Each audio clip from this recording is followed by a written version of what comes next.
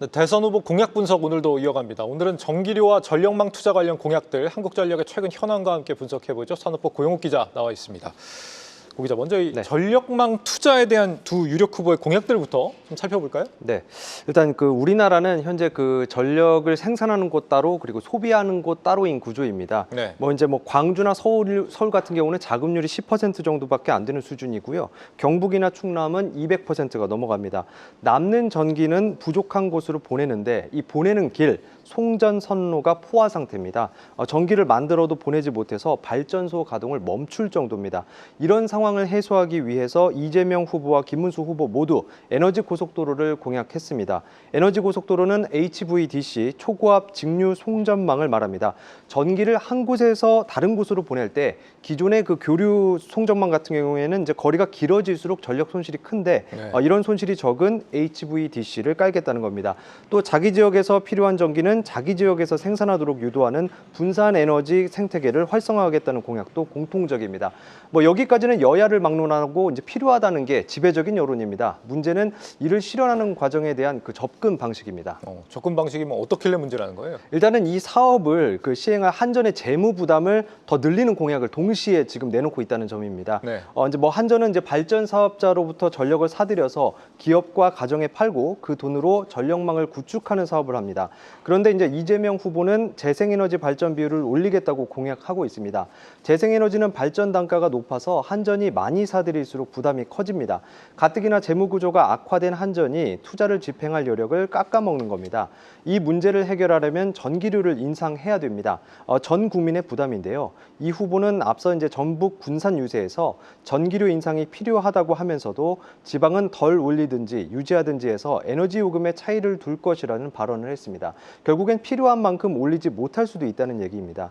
또 이제 김문수 후보의 경우에는 원전 비중을 확대하겠다는 계획과 맞물려서 산업용 전기료를 인하하겠다고 공약하고 있습니다.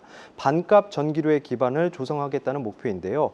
원전 비중을 급격하게 늘리기는 어렵기 때문에 이 산업용 전기료를 인하하면 가정용 전기료 인상이 뒤따르는 문제는 설명하지 않았습니다. 네.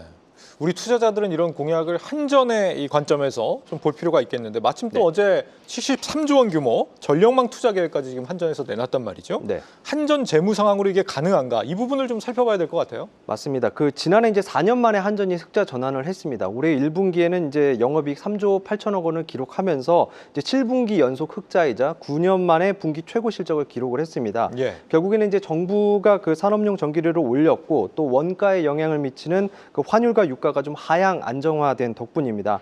이 실적이 개선이 되면서 주가도 많이 올랐습니다. 1년 전에 한 18,000원 수준이던 주가가 최근에는 이제 한 3만 원대까지 올라섰죠.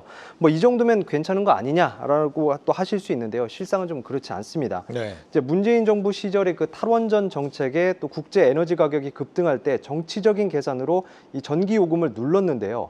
한전이 100원의 전기를 사와서 64원에 파는 지경이었습니다. 그 결과 이제 급증한 부채는 여전히 해결하지 못하고 있습니다. 올해 1분기 말 한전 부채가 206조 원입니다. 이 가운데 134조 4천억 원은 한전채 발행과 금융기관 차입 등으로 인한 금융부채입니다. 금융 원가, 즉 이자로 나간 돈이 1분기만 1조 2천억 원입니다. 이 73조 원 투자를 하려면 그만큼 돈이 있어야 하는데 한전이 보유한 현금과 유동성 금융자산이 1조 원에 불과하고요. 자회사까지 합쳐서 그러니까 연결 기준으로 해도 7조 5천억 원 수준입니다. 그러니까 결국에는 전기료를 추가로 인상을 하든지 자금을 외부에서 수혈해 와야 되는 상황이다 이런 얘기인 거죠? 네, 맞습니다. 결국에는 이제 이번 투자 계획과 관련해서 한전이 이제 경영 효율화 그리고 원가 절감 노력과 더불어서 이제 적정한 전기요금 운영을 통해 이 투자 재원을 자체 조달하겠다. 또 부족한 자금이 발생할 경우에는 회사채 등의 차입금으로 이제 조달을 할 것이라고 밝혔는데요.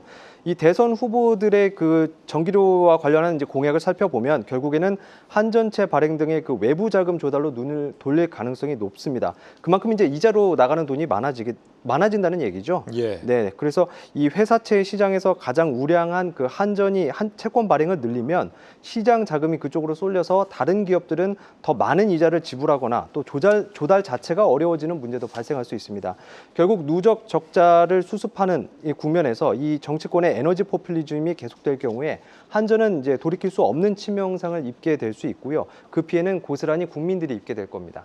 네, 분명히 국가 산업적으로 필요한 투자이긴 할 것 같은데 앞으로 재원을 어떻게 확보할 것인지 우리 대선 주자들이 공약이 좀 더 부각될 필요가 있어 보입니다. 고영욱 기자였습니다.